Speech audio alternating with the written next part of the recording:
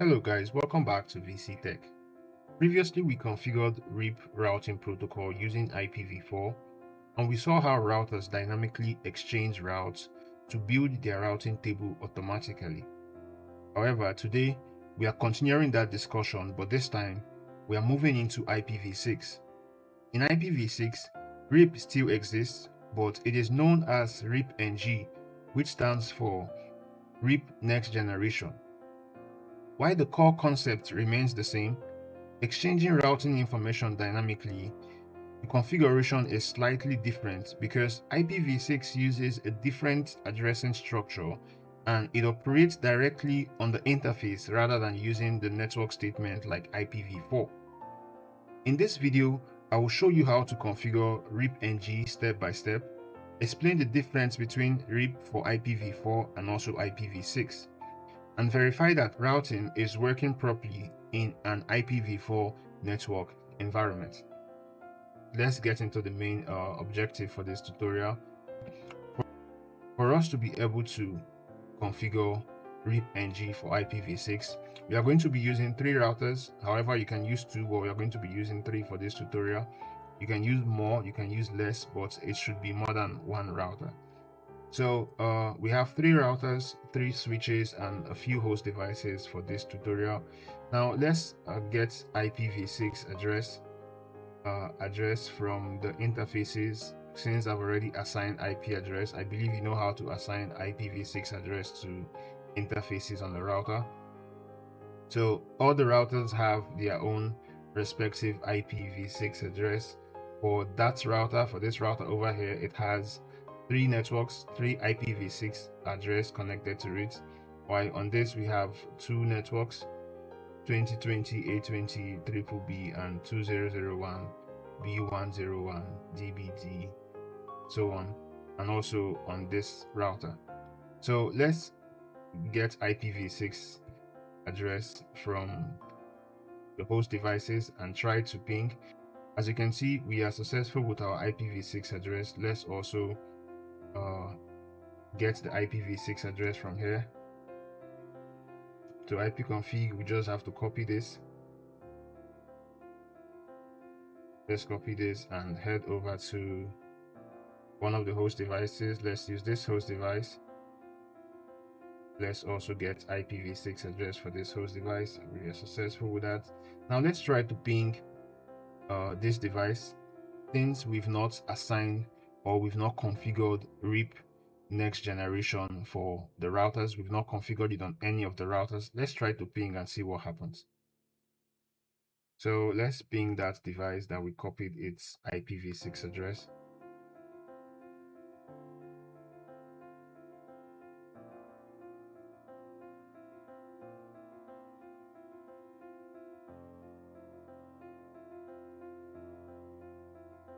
As you can see, we are getting request timeouts because it does not know how to get to that destination because we've not configured a routing protocol on the routers.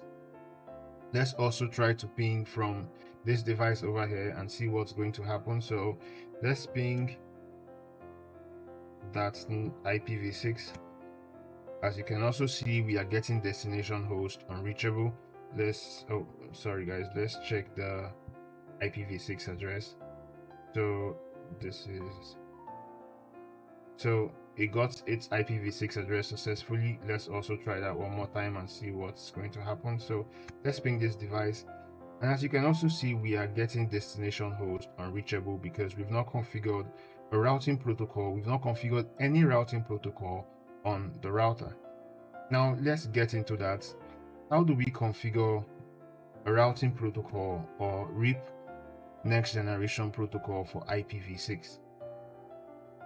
Unlike IPv4, when we want to configure the RIP for IPv4, we advertise the networks that are directly connected to the router.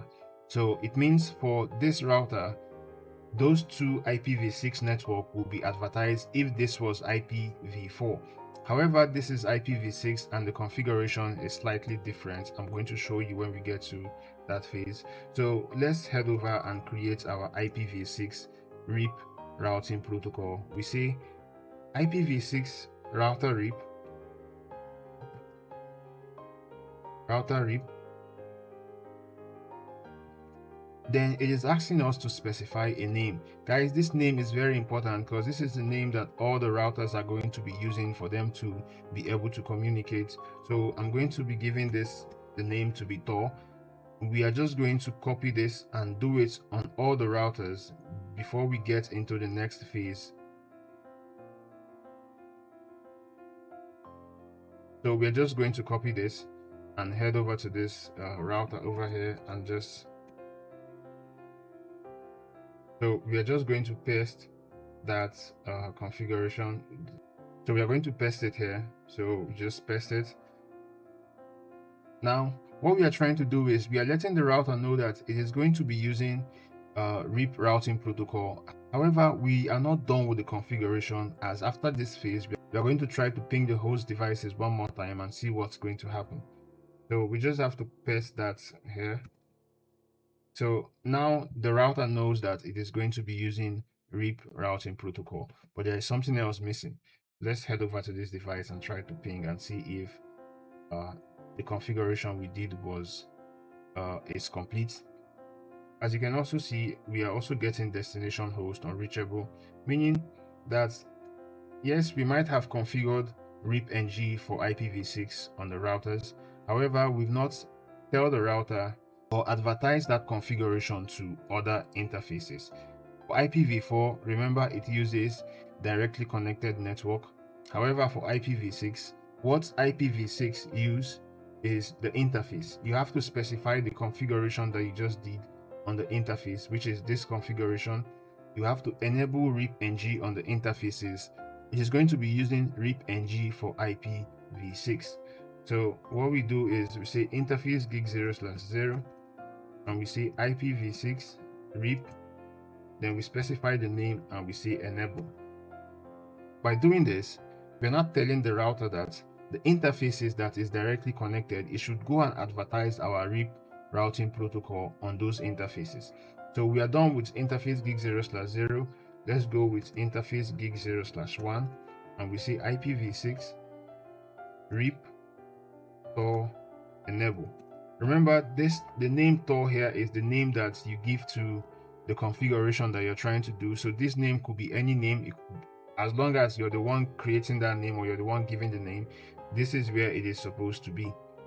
So we are done advertising our RIPng on this router. Let's head over to this router and do the same configuration before we try to ping. So interface gig 0/1, we say IPv6. We also want to specify the routing protocol Tor enable. Interface gig 0/0 IPv6 RIP Tor enable, on interface gig 0/2 IPv6 RIP Tor enable. Now let's just copy this, as we are going to paste it on the other two interfaces on the router. So on this router, we go to interface gig 0/1 and we just paste that there, and interface gig 0/0 and we also paste that there. Guys, we've configured our routing protocol, our RIP routing protocol on all the routers. First of all, we created our RIP routing protocol for IPv6. Then next, we went on to the interfaces on the router to specify that configuration that we made, to tell the router that for IPv6 we are going to be using RIP and this is the name, and we would like to enable RIP on that interface. So that is how IPv6 works. It does not advertise the network that are directly connected. However, it lets the interfaces know that it is going to be using RIPng to route IPv6 traffic. Now let's head over to those devices that we tried to ping and we were unable.